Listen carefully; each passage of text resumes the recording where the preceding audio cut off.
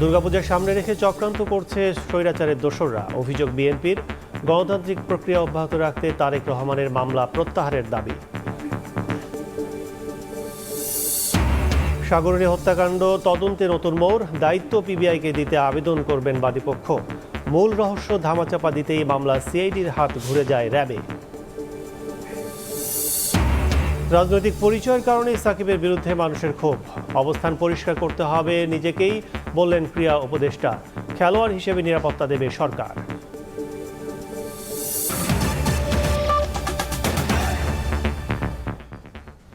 সময় সংবাদের সঙ্গে আছে আমি কাজল আব্দুল্লাহ। রাজধানীতে বেড়েছে এডিসের উৎপাত।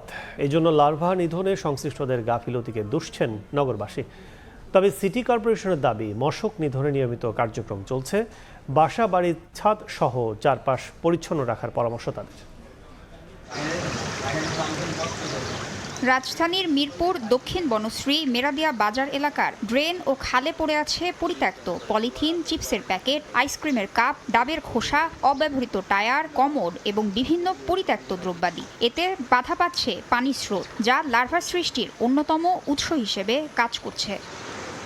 বাসিন্দাদের অভিযোগ, রাজধানীবাসীকে মশার কবল থেকে মুক্তি দিতে পারছে না দুই সিটি কর্পোরেশন। ময়লা থাকলে সেখানে মশা কি হয় না, উৎপাদন হয় না। মশা কামড়ায়, মশার জ্বালায় থাকতে পারি না। প্রয়োজনের তুলনায় ওষুধটা কম হচ্ছে। প্রতিটা বাসা ওয়াইজ যে খুঁজে খুঁজে কোনো মেডিসিন দিয়ে যাওয়া বা ডেঙ্গুর কি পরিস্থিতি খোঁজখবর নেওয়া বা বাসা চেক করা, এটা হচ্ছে না। ঠিকভাবে যদি কাজ করে তাহলে আমার মতে মনে হচ্ছে না যে ডেঙ্গুর পরিমাণটা বাড়বে।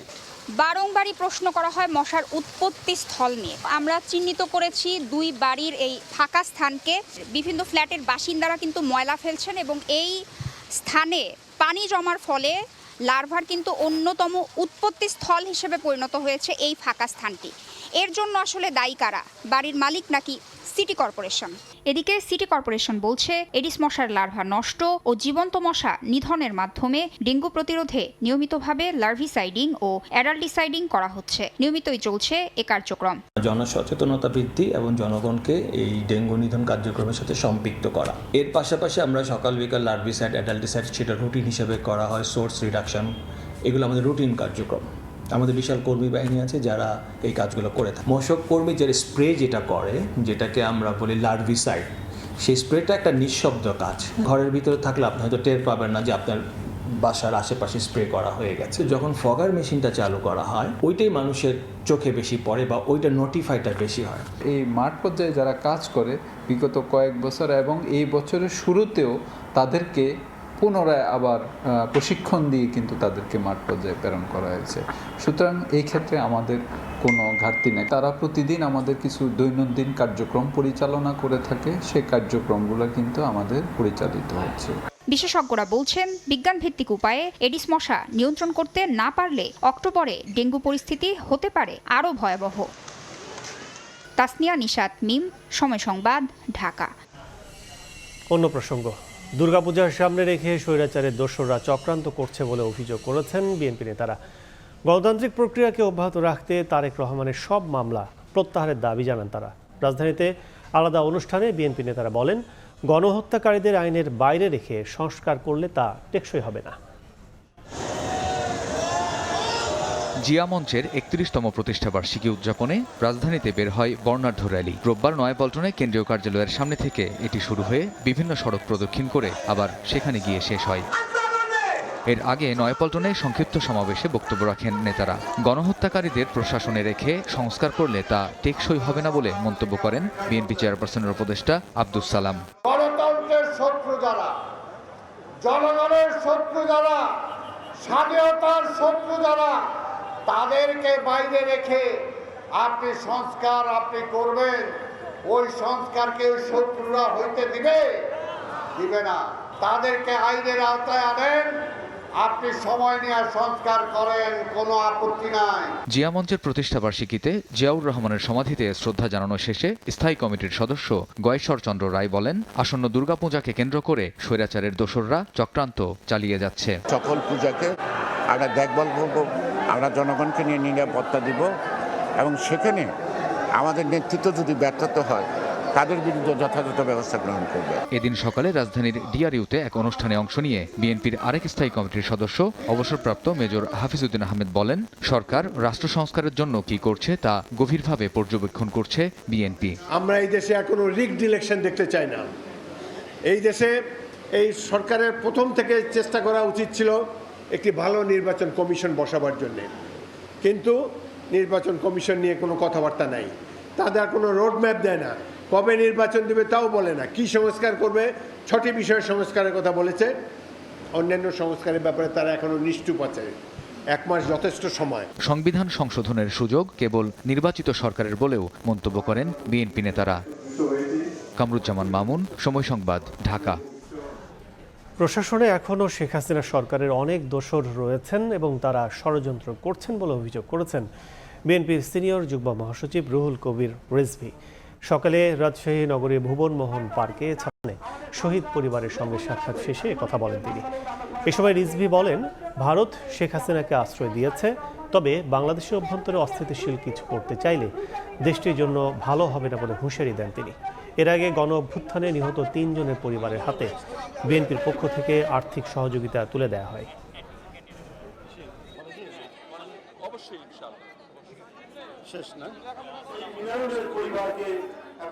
অন্তর্বর্তীকালীন সরকার ডক্টর মোহাম্মদ ইউনূসের নেতৃত্বাধীন, যেখানে সমস্ত গণতান্ত্রিক রাজনৈতিক দল যে সরকারকে সমর্থন দিয়েছে, তার প্রশাসনের মধ্যে যদি এমন লোক থাকে যারা শেখ হাসিনাকে 16-17 বছর ক্ষমতায়, তার যে ফ্যাসিজম, তার যে লুণ্ঠন, তাকে দানব করা, তিনি যে রক্ত চুষে খেয়েছেন, এইটাকে যারা সমর্থন করেছে, তারা যদি আপনার গুরুত্বপূর্ণ জায়গায় অবস্থান করে, তো তাহলে আপনি যে সংস্কারের কথা বলছেন, এই সংস্কার তো বাস্তবায়ন হবে না।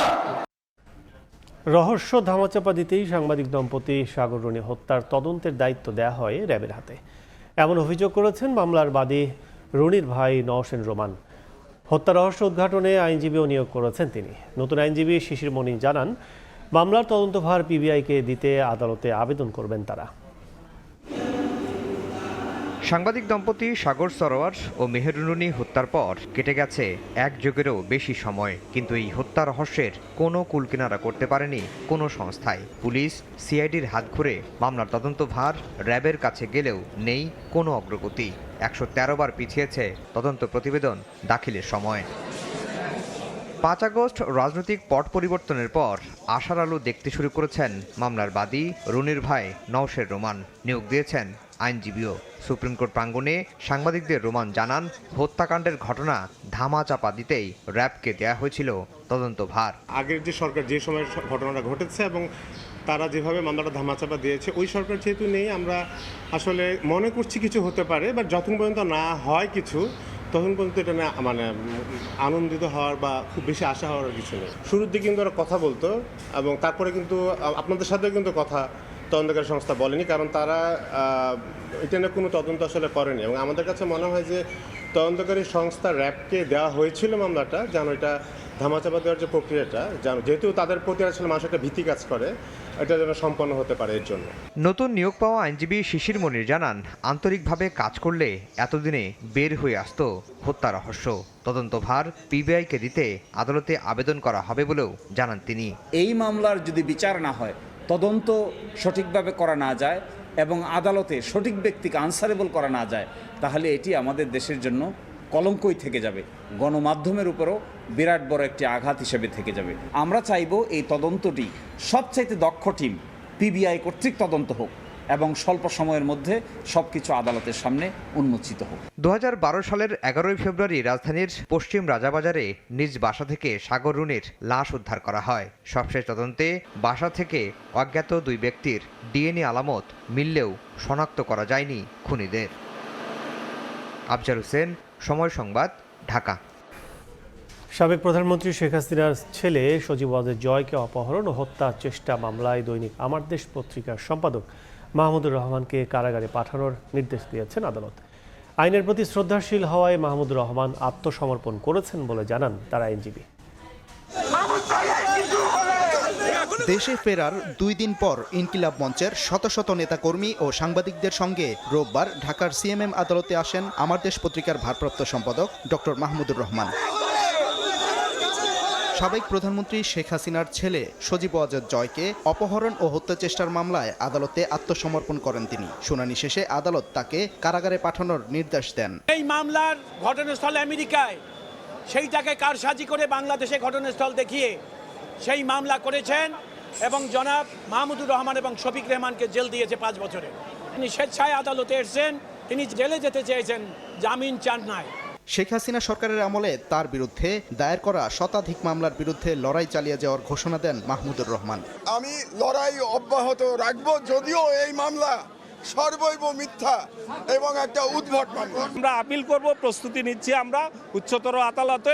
সে আদালতের মাধ্যমে তিনি অবিলম্বে জনগণের মাঝে ফিরে আসবেন, মুক্তি পাবেন। এদিকে সজীব ওয়াজেদ জয়কে অপহরণ ও হত্যা চেষ্টা মামলার তৎকালীন বিচারক মোহাম্মদ আসাদুজ্জামান নূর সজীব ওয়াজেদ জয়ের পেছনে পেছনে হেঁটে তাকে এগিয়ে নেওয়ার ছবি ছড়িয়ে পড়ে সামাজিক যোগাযোগ মাধ্যমে। এর তীব্র সমালোচনা করে বিচারক মোহাম্মদ আসাদুজ্জামান নূর ও সাবেক সিএমএম রেজাউল করিম চৌধুরীর বিচারিক ক্ষমতা খর্ব করে বিভাগীয় ব্যবস্থা নেওয়ার দাবি জানান সুপ্রিম কোর্ট বারের সভাপতি।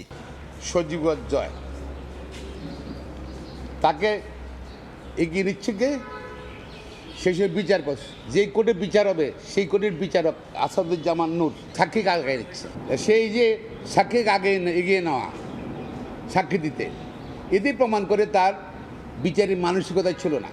সাইবার নিরাপত্তা সহ গণবিরোধী সব আইন সংস্কার করবে সরকার।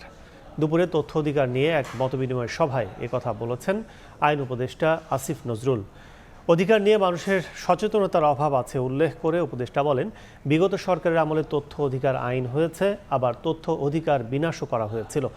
আলোচনায় অন্য বক্তারা বলেন, 2009 সালে তথ্য অধিকার আইন হলেও এখন পর্যন্ত 46% এনজিওর ওয়েবসাইট নেই। এ সময় দুর্নীতি সংস্কার কমিশনের প্রধান ডক্টর ইফতেখারুজ্জামান বলেন, অংশীজনদের মতামত নিয়েই তথ্য কমিশন সংস্কার করতে হবে। অন্যদিকে নির্বাচন সংস্কার কমিশনের প্রধান বলেছেন, নাগরিকদের ক্ষমতায়িত করতে হলে সরকারি অফিসের তথ্য প্রবাহ নিশ্চিত করতে হবে। পাশাপাশি রাজনৈতিক দলগুলোকেও তথ্য অধিকার আইনের আওতায় আনতে হবে।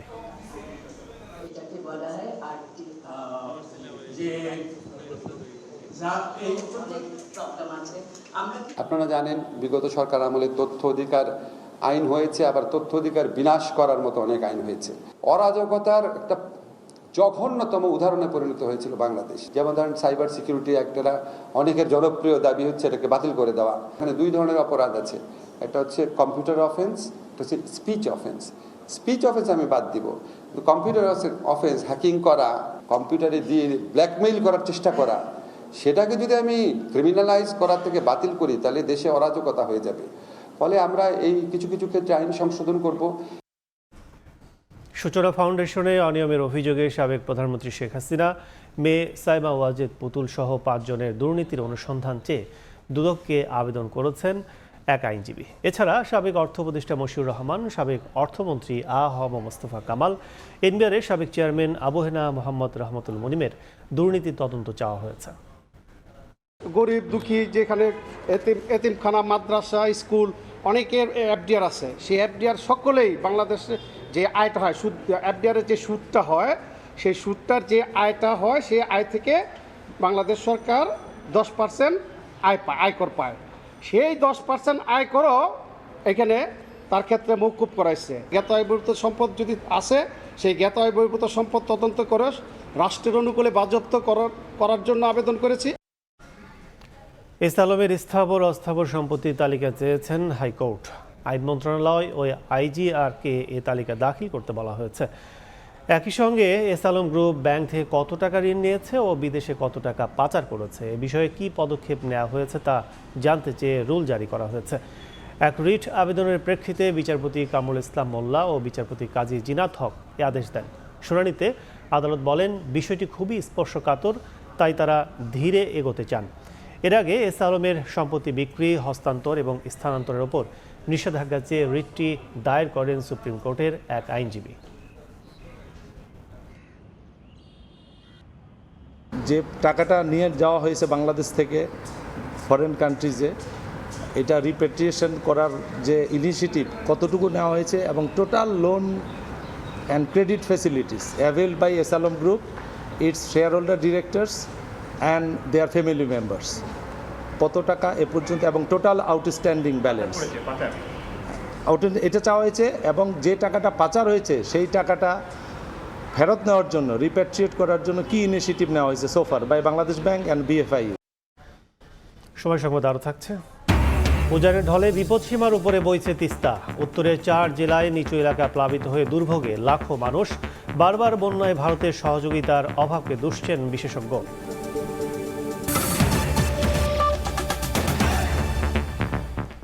দেশের ব্যাংক, আর্থিক প্রতিষ্ঠান ও জ্বালানি খাতের সংস্কারে কারিগরি এবং আর্থিক সহায়তা দেবে বিশ্বব্যাংক ও ইন্টারন্যাশনাল ফাইন্যান্স কর্পোরেশন IFC। দুপুরে সচিবালয়ে প্রতিষ্ঠান দুটির প্রতিনিধি দলের সঙ্গে বৈঠক শেষে গণমাধ্যমকে এ তথ্য জানান অর্থ ও বাণিজ্য উপদেষ্টা ডক্টর সালেউদ্দিন আহমেদ।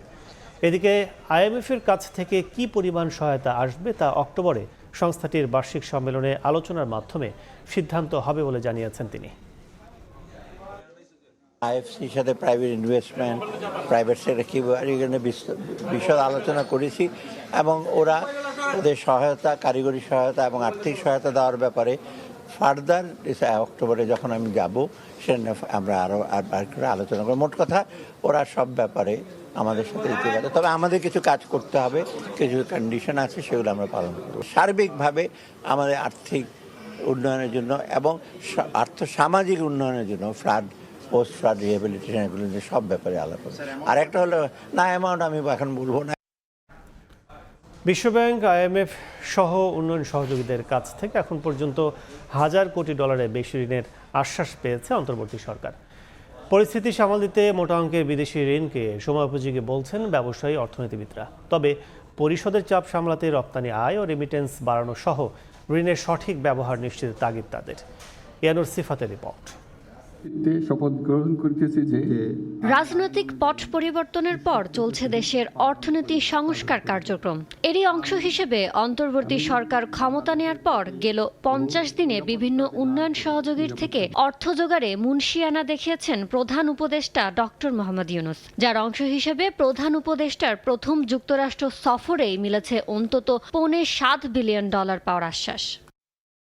বাংলাদেশ সংস্কারে $350 কোটি ঋণ সহায়তা দিতে রাজি হয়েছে বিশ্বব্যাংক। এর মধ্যে নতুন ঋণ $200 কোটি আর বাকি $150 কোটি আসবে চলমান প্রকল্প এগিয়ে নিতে। চলমান $470 কোটি ঋণ কর্মসূচির বাইরে বাংলাদেশকে আরও $300 কোটি দেওয়ার ইঙ্গিত দিয়েছে আন্তর্জাতিক মুদ্রা তহবিল IMF। যুক্তরাষ্ট্রও বাংলাদেশকে দিচ্ছে $20 কোটি বেশি উন্নয়ন সহায়তা।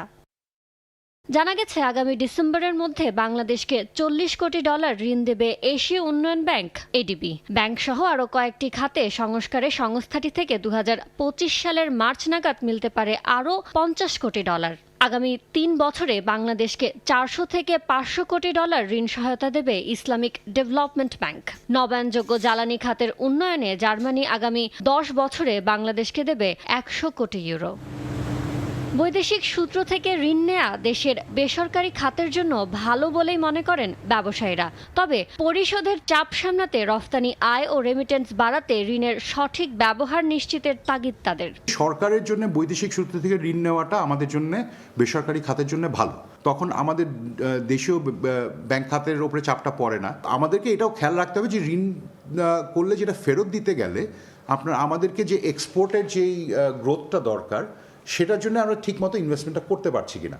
রিজার্ভ বাড়াতে ও বিনিময় হারকে স্থিতিশীল করতে উন্নয়ন সহযোগীদের কাছ থেকে মোটা অঙ্কের ঋণ নেয়াকে সময়োপযোগী পদক্ষেপ হিসেবে দেখছেন অর্থনীতিবিদরা।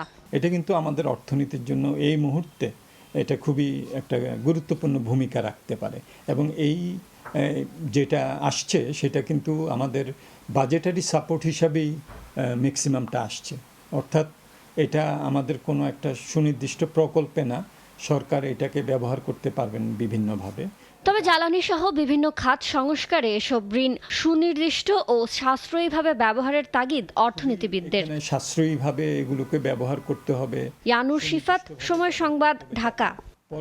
নামার পথ কম, ওঠার পথ বেশি। মেয়র হানিফ ফ্লাইওভারে যানজট যেন নিত্যসঙ্গী। কারিগরি ত্রুটিকে দায়ী করছেন বিশেষজ্ঞরা। ভোগান্তি কমাতে নিচের সড়ক পুরোপুরি ব্যবহারযোগ্য রাখার পরামর্শ তাদের। মোমিন হোসেনের ছবিতে বিস্তারিত, আল কাসিরের রিপোর্ট।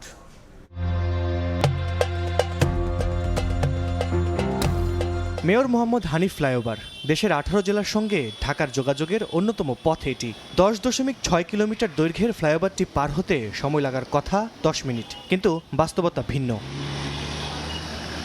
এই পথ ব্যবহারকারীদের মতে ফ্লাইওভারের উপর যাত্রী ওঠানামা, টোল আদায়ে ধীর গতিসহ নানা কারণে ঘন্টার পর ঘন্টা থমকে থাকে এই ফ্লাইওভারটি। ভুক্তভোগীরা বলছেন যানজট নিরসনে তৈরি এই উড়াল পথটি এখন যানজটের অন্যতম কারণ। যাত্রাবাড়ি পকেট থেকে গুলিস্তান পকেট পর্যন্ত জ্যাম থাকে, কন্টিনিউ জ্যাম থাকে। মাঝে মধ্যে তো এমন হয় দেড় 2 ঘন্টা হচ্ছে ফ্লাইওভারের উপরে বসে থাকতে হয়, যেখানে সেখানে গাড়ি থামাইতেছে, লোকজন নামতেছে, আমাদের টাকা দিয়ে টোল দিই, তারপরও আমরা জ্যাম জটে পড়ে থাকি ঘন্টার পর ঘন্টা। পুরোটা ফ্লাইওভার পার হইতে 1.5 ঘন্টা সময় লাগছে। রাতে আসতে প্রায় 1.5 ঘন্টা 2 ঘন্টা লাগে। প্রতিদিন প্রায় 40,000 যানবাহন এই ফ্লাইওভার ব্যবহার করে। ঢাকা প্রবেশপথে দীর্ঘ যানজটের কারণে দৈনিক ক্ষয়ক্ষতির পরিমাণ কমপক্ষে অর্ধ কোটি টাকা। শুধু তাই নয়, নগরবাসীর প্রায় 20,000 কর্মঘণ্টা নষ্ট করছে এই ফ্লাইওভার। অতিরিক্ত যানজটের কথা স্বীকার করে কর্তৃপক্ষ দায় চাপাচ্ছে দুর্বল ট্রাফিক ব্যবস্থার উপর। তাদের মতে রাস্তায় অবৈধ পার্কিং আর ভ্রাম্যমাণ হকারও যানজটের কারণ। টোটাল একটা ট্রাফিক সিস্টেম জড়িত। আমি ফ্লাইওভার বানাই দিছি, নামাই দিছি এক জায়গায়, বাট ওইটার পরে যে ট্রাফিকের কাজগুলো আছে ওগুলো যদি ঠিক না করা যায় তাহলে আসলে সুফলভাবে পাওয়া যাবে না। সড়ক বিশেষজ্ঞরা বলছেন হানিফ ফ্লাইওভারটি কারিগরিভাবে ত্রুটিপূর্ণ। সাধারণত ফ্লাইওভার থেকে নামার পথ বেশি থাকা উচিত, কিন্তু এই ফ্লাইওভারে ঘটেছে উল্টো ঘটনা। চিটং রোড বা পদ্মা সেতু পার হয়ে ফ্লাইওভার উঠে এসে নামার পথেই কিন্তু তারা চটলাই পড়ে যাচ্ছে। তো এ কারণে আসলে র্যাম্পগুলি দেওয়ার ক্ষেত্রে আমাদের আরও গবেষণা দরকার ছিল। ফ্লাইওভারের উপরে যত্রতত্র বাস থামানো, যাত্রী ওঠানামা করা, যাত্রী হেঁটে হেঁটে ফ্লাইওভার থেকে নামছে, এটা বন্ধ করতে হবে এবং নিচের সড়কটাকে আসলে অনেকটাই আমি মনে করি যে হালকা পাতলা করার সুযোগ আছে। বিশেষজ্ঞদের মতে হানিফ ফ্লাইওভারের উপরের যানজট কমাতে নিচের সড়ক পুরোপুরি ব্যবহারযোগ্য রাখতে হবে। তাছাড়া ফ্লাইওভার ম্যানেজমেন্টের উপর জোর দিতে হবে দায়িত্বশীলদের। আল কাসির, সময় সংবাদ, ঢাকা। উজানের ঢলে বিপদসীমার উপরে বইছে তিস্তার পানি। প্লাবিত হচ্ছে রংপুর, নীলফামারী, কুড়িগ্রাম ও লালমনিরহাটের নিম্নাঞ্চল। ফসলের ক্ষেত তলিয়ে যাওয়ায় পাশাপাশি ঝুঁকিতে জনজীবন। স্থানীয়দের অভিযোগ, নদী শাসনের অভাবে প্রতি বছরই ভয়াবহ ক্ষতির মুখে পড়তে হচ্ছে লাখো মানুষকে। অধিকার কর্মীদের মতে বিগত সরকারের কূটনৈতিক ব্যর্থতার কারণেই তিস্তা উত্তরের মানুষের অভিশাপে পরিণত হয়েছে। শাকিল মাহমুদের ক্যামেরায় নাজমুল ইসলাম নিশাতের রিপোর্ট। উজানের ঢল আর টানা বর্ষণে ভয়ঙ্কর রূপ উত্তরের তিস্তার। শনিবার মধ্যরাত থেকে বিপদসীমার উপর দিয়ে বইছে পানি। চাপ সামাল দিতে খুলে দেওয়া হয়েছে ডালিয়া ব্যারেজের 44টি জলকাপাট। পানির ঢলে তলিয়ে গেছে রংপুরের 4 জেলা, নীলফামারী, রংপুর, কুড়িগ্রাম ও লালমনিরহাটের চর ও নিম্নাঞ্চল। হাজারেরও বেশি ঘরবাড়িতে এখন হাঁটু থেকে কোমর পানি। শুধু রান্নার কষ্টই বাড়েনি, বিপাকে পড়তে হয়েছে গবাদি পশু ও ফসলি জমি নিয়েও। অনেকে উঁচু স্থানে আশ্রয় নিয়ে রান্না করছেন যৌথভাবে। 4 জেলার কয়েকশো কিলোমিটার এলাকা এখন পানিতে ভাসছে। তলিয়ে গেছে শত শত হেক্টর জমির আমন, বাদাম সহ বিভিন্ন ফসল। পানির মধ্যে থেকে আমরা এইখানে বেলা হয়েছে, আমরা অনাদারি আছি। দিঘির পারে কোনো আন্না মানা করে খাইছেন, আমরা কোনো পাইছি না। আমার কোনো চেয়ারম্যান মেম্বারে একজন না, একটাও করে না। ওরা মারিঙ্গানি করে খাইতেই থাকে। কৃষিকাজ তারা ঠিক মতন আবাদ সুবাদ করতে পারতেছে না পানির জন্য। এদিকে বন্যা কবলিত এলাকার বাসিন্দাদের সহায়তায় সব ধরনের উদ্যোগ নেওয়া হয়েছে বলে জানান জেলা প্রশাসক। বাংলাদেশ অংশে তিস্তার 115 কিলোমিটারের মধ্যে 100 কিলোমিটারই চরম ঝুঁকিপূর্ণ। ফলে দীর্ঘ সময় টেকসই সমাধান না নেয় প্রতি বছর উত্তরের 5 জেলায় ক্ষতির পরিমাণ অন্তত 1 লাখ কোটি টাকারও বেশি। অধিকার কর্মীরা বলছেন, চীন ভারতের দ্বৈরথে আটকে যাওয়া তিস্তা মহাপরিকল্পনা বাস্তবায়নের উদ্যোগ নিতে হবে এখনই, সেটিও নিজস্ব ব্যবস্থাপনায়। তত্ত্বাবধায়ক সরকারের যে প্রধান উপদেষ্টা বলতেছেন সামাজিক বিনিয়োগের কথা, এখানে তিস্তা পরে 2 কোটি মানুষ ছিল। যদি বন ছাড়া হয়, যদি অর্থ চাওয়া হয়, 2 কোটি মানুষই কিন্তু এই অর্থ যোগান দিতে প্রস্তুত। তা আমাদের নিজস্ব ব্যবস্থাপনা, এই ব্যবস্থাপনা কিন্তু ভারতের অপেক্ষায় ঝুলিয়ে রাখা যাবে না। তবে পানি উন্নয়ন বোর্ড বলছে পানি বৃদ্ধির হার দ্রুতই কমে আসবে। নাজমুল ইসলাম নিশাত, সময় সংবাদ, রংপুর। যৌথ নদীগুলোতে আধার স্বয়ংক্রিয় ব্যবস্থার পাশাপাশি নেই পর্যাপ্ত মনিটরিং সেন্টার। অন্যদিকে ভারতের সহযোগিতার অভাবে নদীর পানি ব্যবস্থাপনায় পিছিয়ে পড়ছে বাংলাদেশ। বারবার বন্যা ও খরায় ক্ষতিগ্রস্ত হচ্ছে হাজার হাজার কোটি টাকার ফসলসহ অন্যান্য সম্পদ।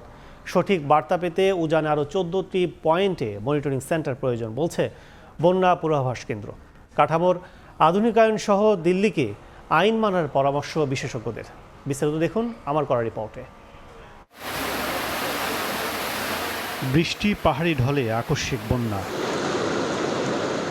বাংলাদেশ ভাটির দেশ হওয়ায় পরিস্থিতি কখনো এমন, মোকাবিলা তো দূরের কথা, প্রতি ঘন্টায় দৃশ্যপট পাল্টে নিয়ন্ত্রণের বাইরে চলে যায় দুর্যোগ ব্যবস্থাপনা। কিন্তু তথ্যগত মনিটরিং সিস্টেম কতটুকু উন্নত প্রতিকূল এই পরিবেশের জন্য?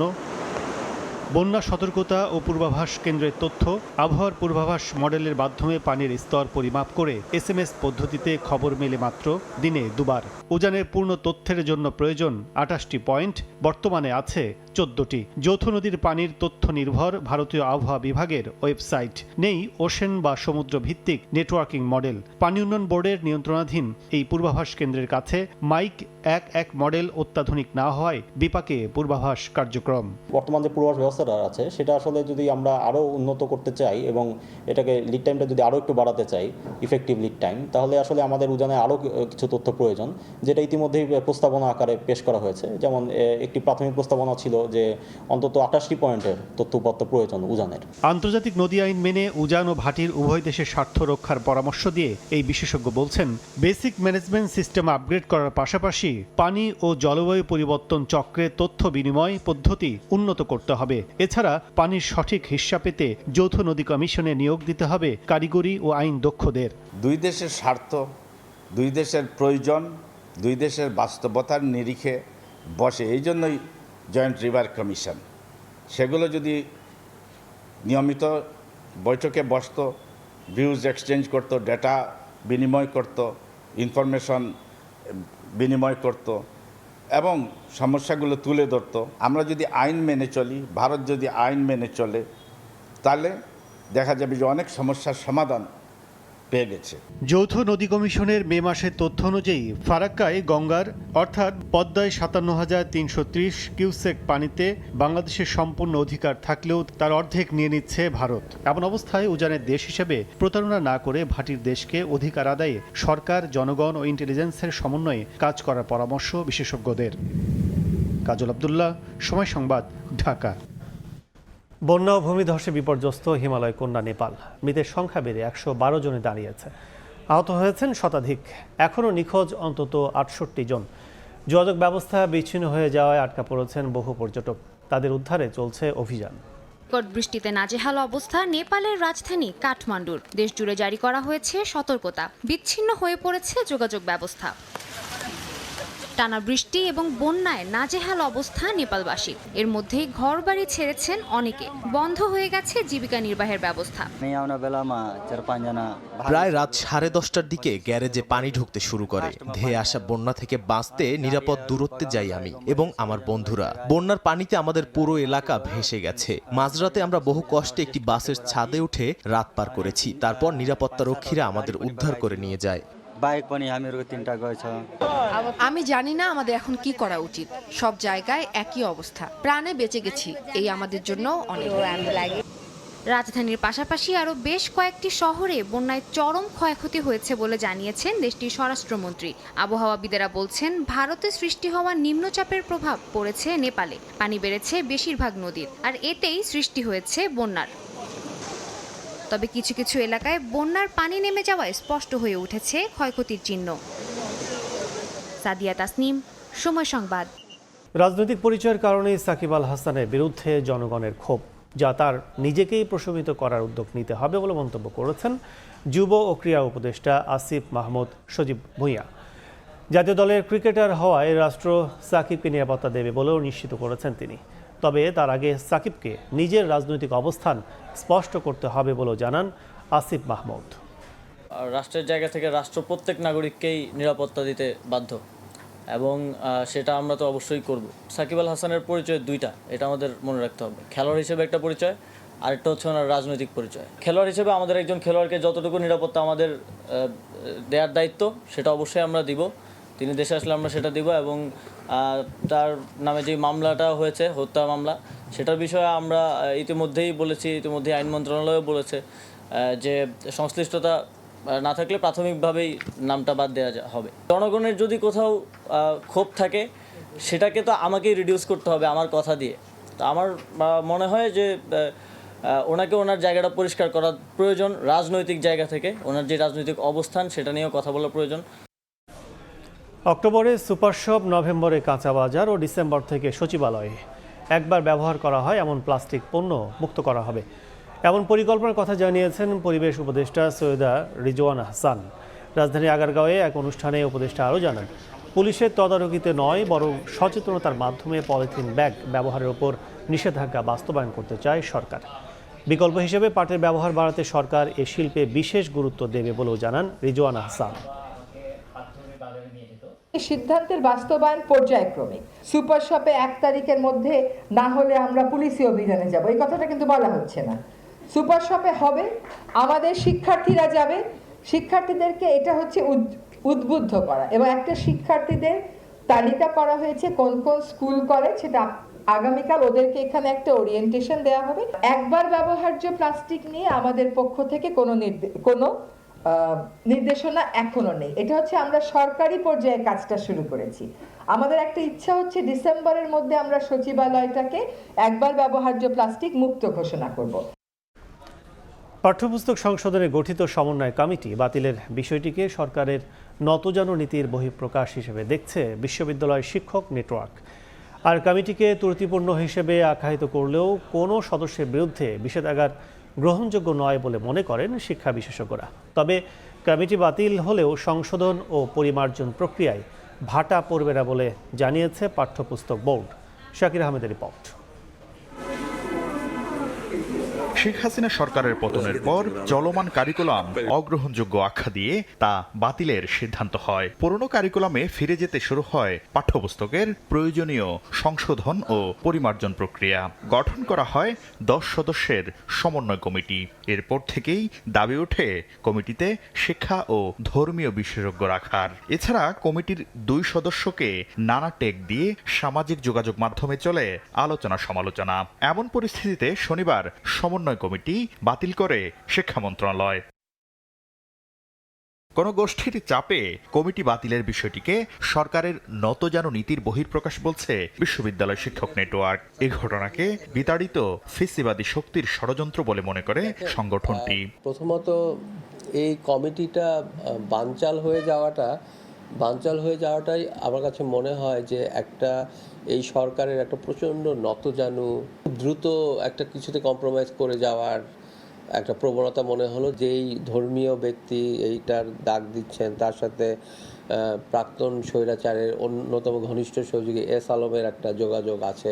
সমন্বয় কমিটিতে শিক্ষা বিশেষজ্ঞ না থাকায় একে ত্রুটিপূর্ণ বলছেন শিক্ষা গবেষকরা। তবে কমিটিতে থাকা সদস্যদের বিরুদ্ধে সামাজিক যোগাযোগ মাধ্যমে বিষোদ্গার কোনোভাবেই গ্রহণযোগ্য নয়। যখন আমরা কারোর পিছনে নেতিবাচক কথা বলি, এত মাত্রায় বলি যেটি আসলে অতিমাত্রায় রূপ ধারণ করে, যেটা আমাদের বাংলাদেশের রাজনৈতিক কালচারের একটা অংশ। শিক্ষা বিষয়ে যাদের পড়াশোনা, শিক্ষা বিষয়ে যাদের গবেষণা, শিক্ষা বিষয়ে যাদের চর্চা, যারা বিদ্যালয় পর্যায়ে অন্তত এই সমস্ত কাজগুলো করেছেন তাদেরকে দিয়েই। আর সবচেয়ে যেটা আমাদের এখানকার খারাপ কমিটিগুলো হয় যে যারা এই যে মাঠ পর্যায়ে কাজ করেন, আমার যে বিদ্যালয়ের শিক্ষক কোথায় আছে এই কমিটিতে। কমিটি বাতিলের কারণে পাঠ্যপুস্তক সংশোধন প্রক্রিয়ায় দেরি হবে না বলে আশ্বাস দিয়েছে জাতীয় শিক্ষাক্রম ও পাঠ্যপুস্তক বোর্ড। যখন এই ধরনের কমিটি না থাকে তখন এনসিটিবি নিজেই নিজের এনসিটিবির আইন অনুযায়ী তার যে দায়িত্ব সেই অনুযায়ী এই পরিমার্জন সম্পন্ন করে থাকে। আমরা সেই কাজই করে যাব। দ্রুতই নতুন সমন্বয় কমিটি গঠিত হবে বলে জানিয়েছে বোর্ড। শাকির আহমেদ, সময় সংবাদ, ঢাকা। দুর্নীতির খবর প্রকাশ করায় সাংবাদিকদের নামে অরিয়ন গ্রুপের করা মামলার প্রতিবাদে মানববন্ধন করেছে ঢাকা রিপোর্টার্স ইউনিটি। একই সঙ্গে দৈনিক কালবেলার সাংবাদিককে জনপ্রশাসন মন্ত্রণালয়ে তলবের ঘটনারও নিন্দা জানান সাংবাদিকরা। দুপুরে ডিআরইউর চত্বরে মানববন্ধনে অংশ নিয়ে বক্তারা বলেন, সাংবাদিক হয়রানির ঘটনা এখনও থামেনি। গণমাধ্যমের কণ্ঠরোধে চাপ প্রয়োগ করছে দুর্নীতিবাজরা। সম্প্রতি ওরিয়ন গ্রুপের দুর্নীতির বিরুদ্ধে প্রতিবেদন করেন ইন্ডিপেন্ডেন্ট টিভির রিপোর্টার আবদুল্লাহ আল রাফি ও মাহমুদ শরীফ এবং দেশ টিভির শাহাদাত হোসেন নিশাদ। তাদের প্রত্যেকের বিরুদ্ধে 500 কোটি টাকার মানহানি মামলা করে প্রতিষ্ঠানটি। এছাড়া জনপ্রশাসন মন্ত্রণালয়ের অনিয়মের বিরুদ্ধে প্রতিবেদন করায় তদন্ত কমিশন কালবেলার রিপোর্টার জাকির হোসেন লিটনকে তলব করে। এসব ঘটনা স্বাধীন সাংবাদিকতার পরিপন্থী বলে মন্তব্য করেন সাংবাদিকরা। এদেশে নতুন একটি বিপ্লবী সরকার আসার পরে বিগত ফ্যাসিবাদী সরকারের যতগুলো গণমাধ্যম বিরোধী আইন আছে সেই আইনগুলো এমনি বাতিল হয়ে যাবে এবং আমরা মনে করি সেই আইন বাতিলের আগে আমাদের বিরুদ্ধে যে মামলাগুলো করা হয়েছে এই মামলাগুলো খারিজ করে দেবেন কোর্ট। তারা কিন্তু দেখবেন, ওরা দেখবেন আগামীতে শুনানি করবেন, ওই শুনানিতে তারা আমি আশা করব যে তারা এই শুনানিটা করে এই মিথ্যা কেসগুলোকে তারা খারিজ করে দিবেন। সাংবাদিকদের কলম দমিয়ে রাখা যাবে না, সাংবাদিকরা সঠিকভাবে কাজ করবে, তবে দুর্নীতিবাজদের বিরুদ্ধেই কাজ করবে, অন্যায়ের বিরুদ্ধে কাজ করবে, তারা দেশের জন্য কাজ করবে। ছাত্র রাজনীতি বন্ধ ঘোষণা সহ 5 দফা দাবিতে চট্টগ্রাম কলেজে অবস্থান কর্মসূচি ও বিক্ষোভ মিছিল করেছে বৈষম্য বিরোধী ছাত্র আন্দোলন। সকালে কলেজের প্রধান ফটকের সামনে অবস্থান নেন শিক্ষার্থীরা। নানা দাবিতে স্লোগান দেয় তারা। এ সময় ক্যাম্পাসে ছাত্র রাজনীতি বন্ধ ঘোষণা, হল সংস্কার, শহীদ ওয়াসিমের নামে কোনো স্থাপনার নামকরণ সহ 5 দফা দাবি তুলে ধরা হয়। পরে শিক্ষার্থীরা মিছিলে বের করেন। স্লোগানে মুখর হয় পুরো ক্যাম্পাস।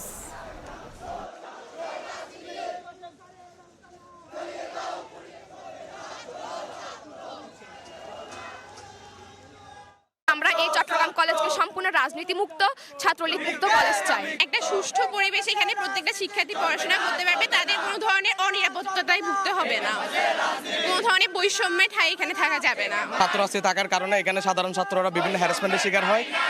আমরা চাচ্ছি ছাত্র রাজনীতি যদি উঠে যায় তাহলে আমরা যে এখানে আধিপত্য বিস্তার, সেই আধিপত্য বিস্তারটা আমরা বন্ধ করতে পারবো। চট্টগ্রাম কাস্টমস হাউজের সার্ভার ধীরগতিতে প্রায় স্থবির হচ্ছে আমদানি রপ্তানি বাণিজ্য।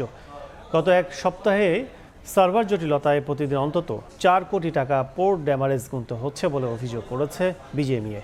এই অবস্থায় বিকল্প সার্ভার স্থাপনের দাবি জানিয়েছেন ব্যবসায়ীরা। বিস্তারিত জানাচ্ছেন কমল দে। গত সপ্তাহের পুরোটা সময় চট্টগ্রাম কাস্টম হাউসের সার্ভার ধীরগতির কারণে দেশের আমদানি রপ্তানি বাণিজ্যে চরম স্থবিরতা সৃষ্টি হয়। সন্ধ্যা কিংবা সকালের দিকে সার্ভারের কিছু গতি থাকলেও পিক আওয়ার হিসেবে চিহ্নিত দিনের বাকি সময় আমদানি বাণিজ্যের আইজিএম এবং রপ্তানি বাণিজ্যের ইজিএম দাখিল করতে ব্যর্থ হন সিএন্ডএফ এজেন্টরা। এই অবস্থায় কাস্টমস কর্তৃপক্ষ যেমন পণ্যের শুল্কায়ন করতে ব্যর্থ হয়, তেমনি বন্দর থেকে পণ্যের ডেলিভারিও কমে যায়। কোনো কারণে আপনার কোনো কাজ ব্যাহত হয়, সেটির কিন্তু একটি সুদূর প্রসারী কিন্তু একটা প্রভাব আমাদের প্রতিটা আমদানিকারক বা রপ্তানিকারক বা এর সাথে যারা লিঙ্ক আছে সবগুলো জায়গার মধ্যে পড়ে। তবে কাস্টমসের সার্ভার জটিলতায় সবচেয়ে বেশি বেকায়দায় পড়তে হয়েছে গার্মেন্টস ব্যবসায়ীদের। এই সময় আমদানিকৃত কাঁচামাল যেমন তারা কারখানায় নিতে পারছিল না, তেমনি তৈরি পোশাক জাহাজীকরণ ও রপ্তানি আটকে যায়। প্রতিদিন অন্তত 4 কোটি টাকা করে পোর্ট ড্যামারেজ গুনতে হচ্ছে বলে অভিযোগ করেছে বিজিএমইএ। ডিজিটালের পরিবর্তে ম্যানুয়াল সিস্টেম চালু করে বাণিজ্য সচল রাখতে কাস্টম কমিশনারের কাছে চিঠিও দিয়েছেন তারা। বিকল্প একটা কোনো সার্ভার ব্যাকআপ রাখার জন্য, কারণ এই বাংলাদেশের অর্থনীতি একমাত্র নির্ভর করে এনবিআর-এর এই কাস্টমস হাতে। আমদানি রপ্তানি বাণিজ্যের শুল্কায়নে ব্যবহৃত এসআইকুডা ওয়ার্ল্ড সফটওয়্যারের আপডেট দিতে গিয়ে এই জটিলতার সৃষ্টি হয়েছে বলে জানিয়েছে Chittagong custom house. Slow down হওয়ার কিছু বিষয় থাকতেই পারে, টেকনিক্যাল বিষয়। আবার অনেক সময় অনেক ইউজার যদি একসাথে লগ ইন করে সেখানেও একটা স্লো ডাউন হতে পারে। তো আমাদের এসআইকুডা ওয়ার্ল্ডের সার্ভারটা স্লো ডাউন হওয়ার একটা অভিযোগ ছিল। এটা এনবিআর-এর এসআইকুডা টিম দ্রুততম সময়ের মধ্যে এটা সলভ করেছে। প্রতি বছর চট্টগ্রাম বন্দর দিয়ে অন্তত 2 লাখ কোটি টাকার পণ্য আমদানি রপ্তানি হয়, আর চট্টগ্রাম কাস্টম হাউস এই বাণিজ্য থেকে শুল্ক আদায় করে 70,000 কোটি টাকার বেশি। গত 1 যুগের বেশি সময় ধরে পুরো প্রক্রিয়া সম্পূর্ণ হয় এসআইকুডা ওয়ার্ল্ড নামের সফটওয়্যারের মাধ্যমে। কমল দে, সময় সংবাদ, চট্টগ্রাম। বৈষম্য বিরোধী ছাত্র আন্দোলনে প্রাণ হারানো বিএফ শাহীন কলেজের মেধাবী ছাত্র শফিক উদ্দিন আহমেদ আহনাফ স্মরণে শহীদ আহনাফ মেমোরিয়াল এর উদ্বোধন করা হয়েছে। সকালে শাহীন কলেজ প্রাঙ্গণে আহনাফ মেমোরিয়ালের উদ্বোধন করেন বিমান বাহিনীর প্রধান চিফ মার্শাল হাসান মাহমুদ খান। কলেজের পরিচালনা পর্ষদের পাশাপাশি শহীদ আহনাফের পরিবার উপস্থিত ছিলেন। ছাত্র আন্দোলনে গত 4 আগস্ট শহীদ হয় বিএফ শাহীন কলেজের একাদশ শ্রেণীর ছাত্র আহনাফ। কলেজ ক্যাম্পাসে মেমোরিয়াল স্থাপন সহ প্রতি বছর আহনাফ দিবস পালনের সিদ্ধান্ত নেয় কর্তৃপক্ষ। এছাড়া শহীদ আহনাফের ছোট ভাইকে বিনা বেতনে শাহীন কলেজে পড়ানোর প্রক্রিয়াও শুরু হয়েছে বলে জানানো হয়। অনুষ্ঠানে বক্তারা বলেন, আহনাফের আত্মত্যাগ যুগ যুগ ধরে অন্যায়ের বিরুদ্ধে শিক্ষার্থীদের প্রেরণা যোগাবে।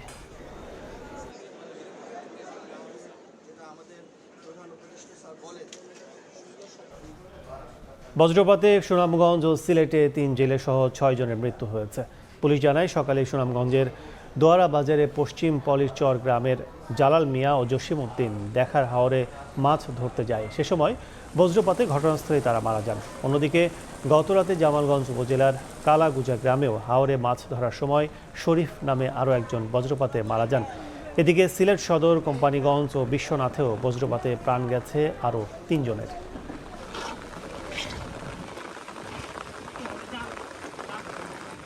সময় সংবাদের শীর্ষ সংবাদগুলো জানিয়ে দিচ্ছে আরেকবার। দুর্গাপূজার সামনে রেখে চক্রান্ত করছে স্বৈরাচারের দোসররা। অভিযোগ বিএনপির। গণতান্ত্রিক প্রক্রিয়া অব্যাহত রাখতে তারেক রহমানের মামলা প্রত্যাহারের দাবি। এবং সাগরণী হত্যাকাণ্ড তদন্তে নতুন মোড়। দায়িত্ব পিবিআইকে দিতে আবেদন করবেন বাদী পক্ষ। মূল রহস্য ধামাচাপা দিতেই মামলা সিআইডির হাত ঘুরে যায় র্যাবে।